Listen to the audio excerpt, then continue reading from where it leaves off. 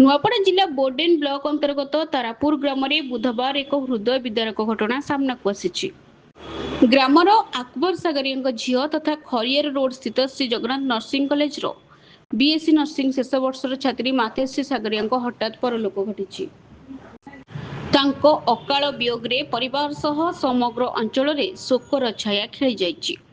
परिवार सूत्रु जमापड़ी मंगलवार राति प्राय 10टा समय मातेश्री हठात रक्तचाप कमी जाइथिला एवं बांती होइथिला। देखु देखु स्वास्थ्यावस्था गुरुतर हो पड़ता। परिवार लोके तुरंत खड़ियाल हस्पिटाल को नहीं, किंतु डाक्तरी जांच पर मृत घोषणा करा जाइथिला। एही अप्रत्याशित घटना समस्त को स्तब्ध कर देछि।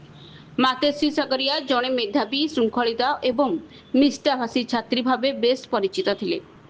नर्सिंग शिक्षा समाप्त करी रोगी सेवा करने एवं समाज पई किछि करिवार स्वप्न नहीं से आगकू बढ़ुथिले, किंतु नियतिर निष्ठुर आघात रे तांकर समस्त स्वप्न अधारे रहीगला। तांको वियोग खबर प्रचारित हेबा परे तारापुर ग्राम रे शोकर परिवेश सृष्टि होइछि।